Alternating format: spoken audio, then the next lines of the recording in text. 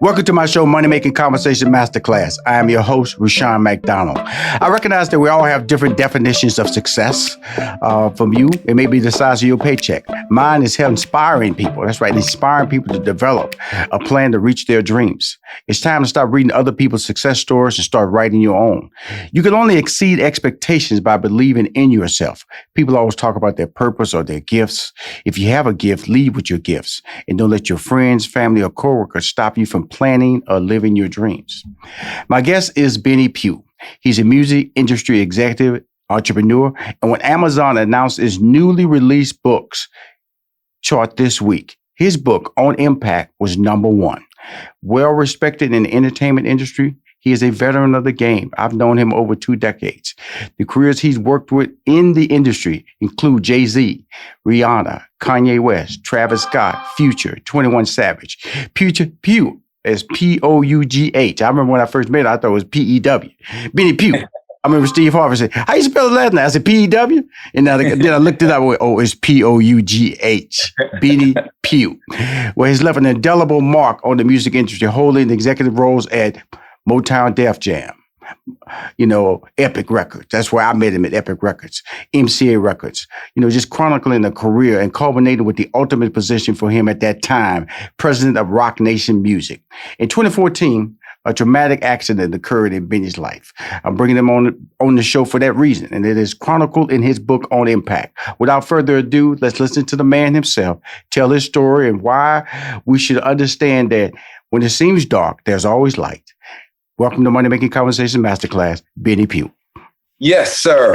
Yes, sir. Yes, sir. Yes, sir. Listen, let me say this to you, Rushion, and I'm listening to you, and I was like, wow, who is that, right? And then while I'm listening to you, I'm looking at the back wall in your studio, and I'm like, it almost feel like one of the mega churches, like people, like you buy your brick. Right. The next time I ever come on your show, bro, I want to be on that wall, because that wall, people can go for the interviews all day. I want the wall, because the wall is the truth, bro. The wall is what's going to last forever. Yes, sir. Look at that wall, man. And I appreciate you for bringing me on here, man. Thank you so much for your friendship. Thank you so much for your time, man. And I appreciate it. Well, the thing, I'm celebrating 5 years of Money Making Conversation Masterclass this month. And so I felt it was just fantastic to bring on you, a longtime friend. You and I met, Steve Harvey and I was doing local radio, The Beat in Los Angeles. And you and I deal about a record collaboration where we bring in a bunch of artists, new artists and old, star artists, and collaboration. And that's how we met. And we've been friends. We've been dinner buddies, lunch buddies, breakfast buddies, laugh, all that stuff, all these years. But that's been the key to you, Benny. You understood the value of relationships. Why?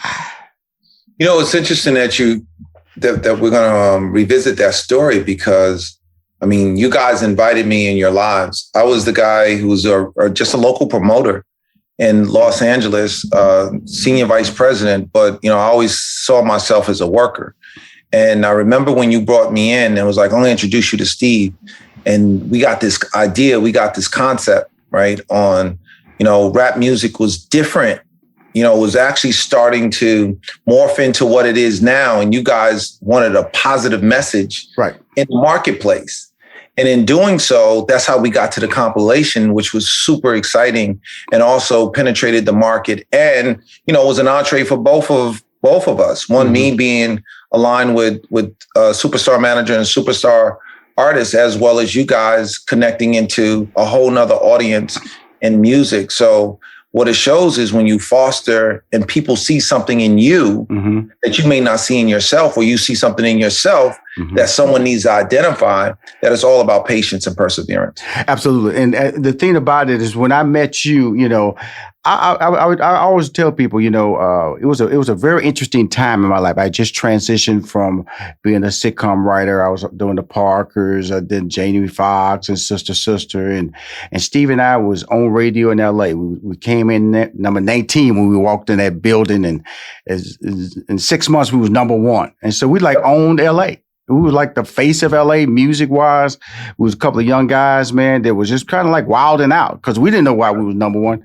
We just went gut instinct. And our relationship with you was tied to gut instinct because you had that same fire, Benny. That same, man, with Steve Harvey and I, we would walk away from you, man, go, that Benny's something else, man. Because your energy, that laugh, man, and you truly were, like you say, and this is a compliment, the used car salesman, because the used car salesman can sell you a car and it might not be the car you about to drive off that lot. And Benny would sit down, man, and talk to you. You go, hey, Benny, but they don't have no wheels. Don't worry about that. We'll deal with the wheels later. Yes. You need a car. You need a car right now. You didn't come here for wheels. You came here for a car. Wheels come later. See what I'm saying? That right there is You didn't come here for a car with wheels. You came here for a car. I got it. So we're going to get you wheels. We're going to get you wheels. We're going to get you wheels. Man, we leave here, man. We be driving, laughing so hard, man, because we go, Benny, man. Benny's something else, man. And Benny go in the room with these white folks and start talking, and they be listening, and we be quiet as little church mouse. Because Benny knew what he was doing as he still knows what he's doing today. And then, you started transitioning like we started transitioning, started looking for other opportunities.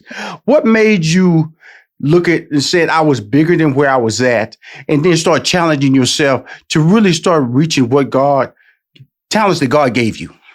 So first and foremost, entering into the music business, I realized there were no salt and pepper hair black men walking in the buildings. Mm-hmm. So that's when I decided on 2 plan A's. And my first plan A was this corporate job, which actually paid exponentially.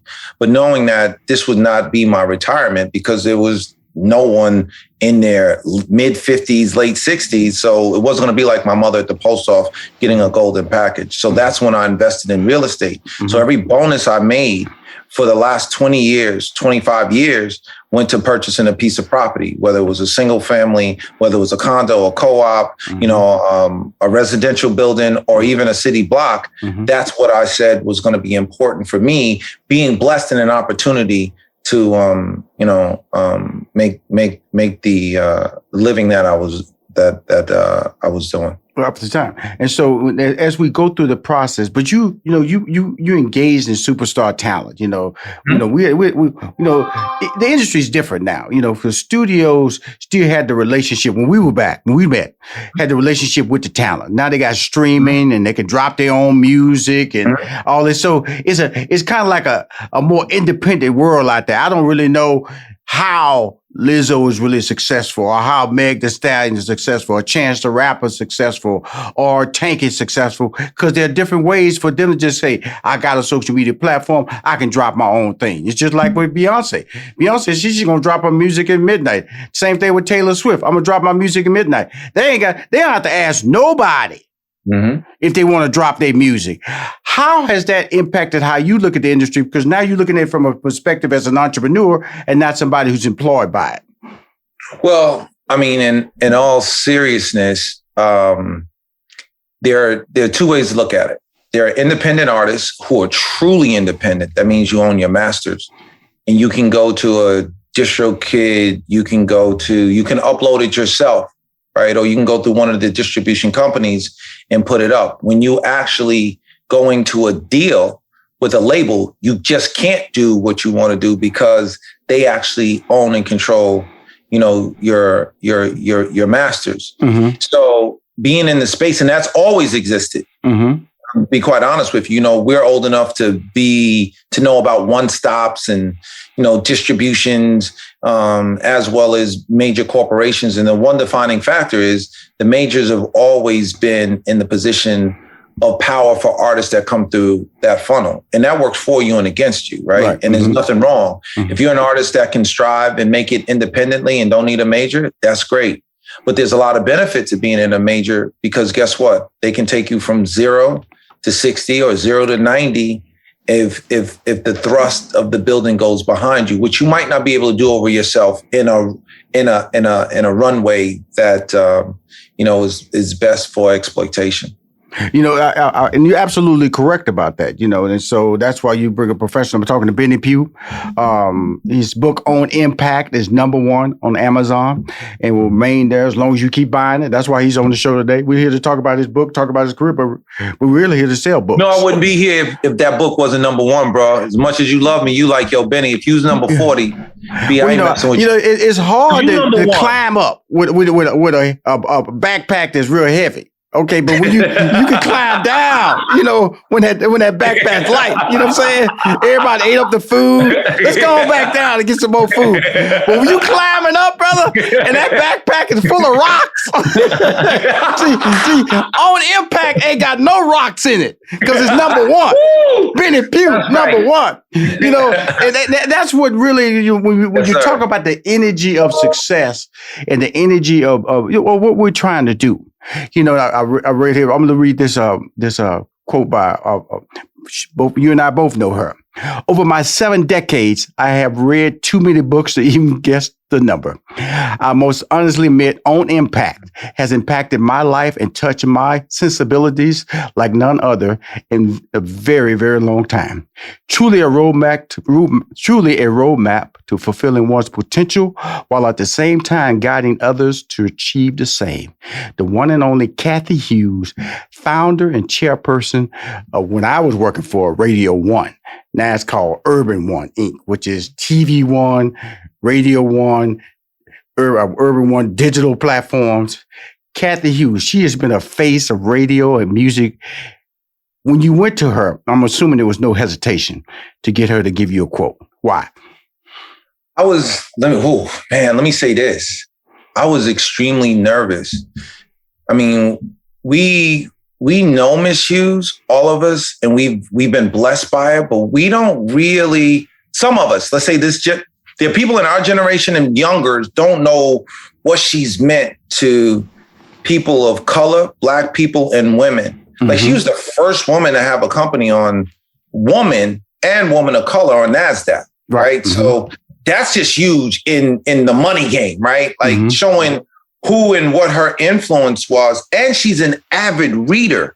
And she's also just like, a dynamo in business. Mm-hmm. So as a friend, and just like you, and I appreciate you bringing me here, I'm not one to ask folks to help me. I want to tee it up for them to want to be engaged, right? Because you don't never want to be that person, that's begging, right? Or perceived to be.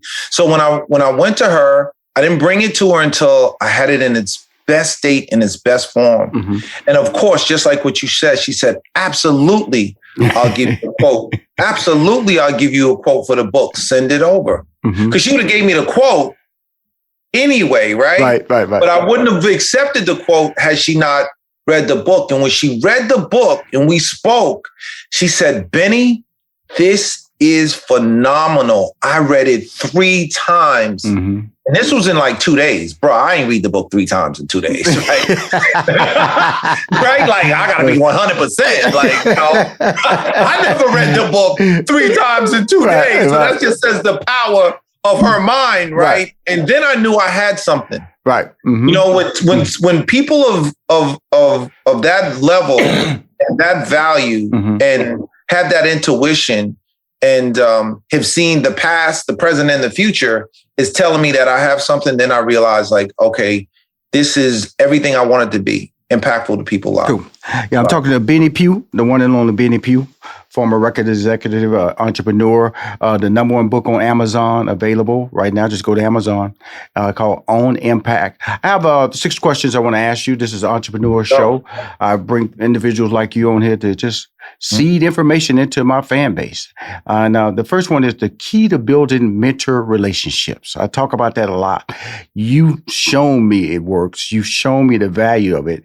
Can you give us, my audience, some keys or just a couple of a statement of the building mentor relationships? So, I actually talk about that in the book as well. So for me, mentoring as a mentor, you have to realize that you're in the position of giving. Right. And you may not get anything back other than that person getting the best from you. Mm-hmm. So for me, it's all about, from the mentor perspective, giving. As a mentee, you need to realize the value of what people who are on the other end are doing. They're giving you your time. So don't waste it. Right. And also because, like I said, I always tell people, like when I stepped away from Steve, it was the mentor and the relationship. There's two words that are key: mentor and relationships. The relationship can be equally as more powerful as the mentorship. And so the mentorship lets you know that as you grow older, you're seeding people who can come back and be an asset to you. Not that you're trying to be selfish and say, hey, but look here, I'm doing this for you now. Don't forget me. That's not what we're talking about.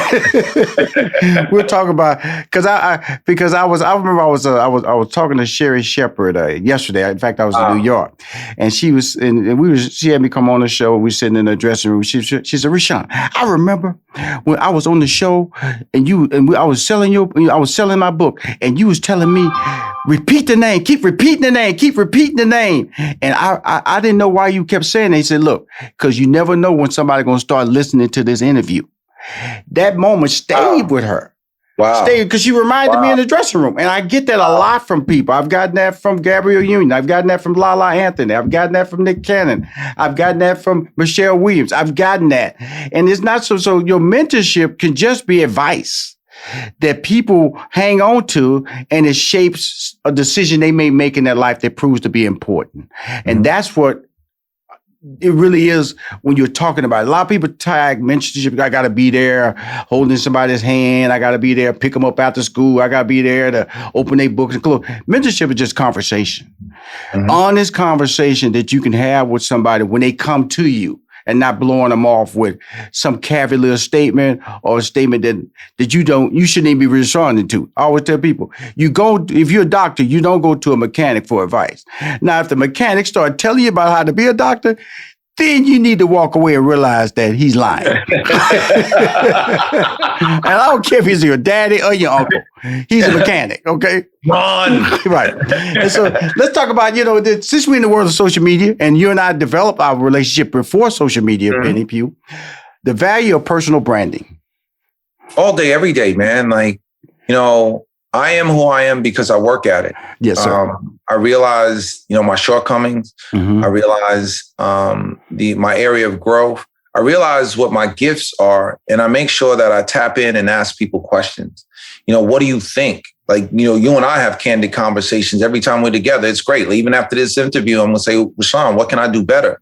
Because there's going to be another Rushion that's going to come in my life for the rest of my life. Right. So I don't want to just think, and have people around me that go, hey, man, now you did a great job. And then when you leave, they go, he's, oh my God, he's horrible. And he can't speak right. So truth is so important, man. And surrounding yourself with people who can actually give you what you need, that's going to help you as you evolve and become the person you need to be. Well, when you, early in this conversation, you was talking about investing, and that's a visionary approach to any, I always tell people, President Obama, he had to do things in his life as a young person to make sure it didn't come back on him. Otherwise, he would have never been president. Never. That means he had a vision. And the fact you just said, Rushion, every time I got a bonus, I invested in property. I invested in a building. I invested in a condo or house. Where did that come from? My mother. We grew up in a 5-family house, and we lived in the attic. And in the winter, it was really cold. And in the summer, it was really hot because there was no insulation. So my father, I always say to him, he's the Black MacGyver because he could fix and do any and everything. So he worked around the house, and he gave the woman, she was an older woman from Kansas. He did all the work for free for her. So he did all the electrical, he did all the plumbing, he did all the grass. Because, back then it's just a different way on how people move, right? Right. It's that barter kind of thing. The rent never went up, but he did all the work, right? It's just how it was. And there's a lot of unstated, unsaid things that were valuable in relationships. So when she decided to move back to Kansas and they didn't have the money, she told them, hey, listen, I want you to have this house.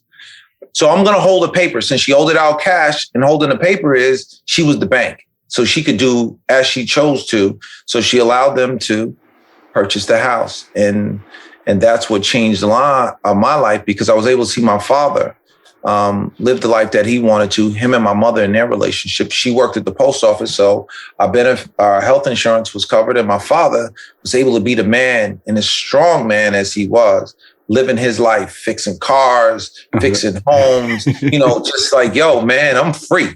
You know what? Honest days work for our honest days pay. I mean, them grits that he used to make for us and eggs in the morning was nasty, but more importantly, he was the one that helped us. So, well, if you find a little levity in this interview with Benny Pough, as Pough, he did stand-up comedy in his life. He was on stage when the Motown executive spotted him. He was on stage. He didn't ascend to the level of Chris Rock or Martin Lawrence or even Rushion McDonald, because I did Def Comedy Jam, by the way. Thank you very much. You on TVC, you always just drop, you always, bro, see how you do? You started good, then you like, yo, by the way, we started off camera talking about how you just be jabbing cats, man. Like, you bring cats on your show so you can pop them. Wow, hey, remember, you not me. You not me. Remember that. I just throw out those. Always, you not me. Pop, pop, pop. I just throw out those big names, I did Def Jam, me and Dave Chappelle and all that stuff, back in 92 and things like that. But I bring that up because... Actually in a movie with Beyonce. Yeah. And so Beyonce brought her on stage with Kelly Rowland with Good People, and way back, and Michelle Williams came later on, way back in 92 with my boy Matthew Knowles back in Houston, Texas. And so my life that's my life. But the life of being able to work with amazing talent like Travis Scott, Future, Rihanna, who's going to be the Super Bowl halftime show for 2023. Man, okay. I'm gonna tell you this. I've been in these rooms. These rooms can just suck all the air. They can suck all the air when they walk in the room. But you also have to maintain who you are, an identity. And you've always been able to do that, Benny, without intimidating the star. How were you able to pull that off? Man, I'm going to take it back to, you know what? And that's why we have to, me and you guys actually did this. You guys used to have the mentoring session with Steve. And that was very powerful because kids need a blueprint. Mm-hmm. Obviously you're going to learn what you learn, how you learn it, when you learn it, at what stage in your life. But for me, it was my mom, man. Like, our spirituality, like my mother had us in church, man. We hated going to church. We was those kids, right? And me and my sister was talking, not even just a couple of weeks ago, about our mom. God bless her. But she raised me as a little man. Like I never really was a child. Right. I was 5 years. I was a little man. So, she taught me about economics. She taught me about your word. She taught me about the discipline. She taught me about foundation. So now, and she taught me about spirituality.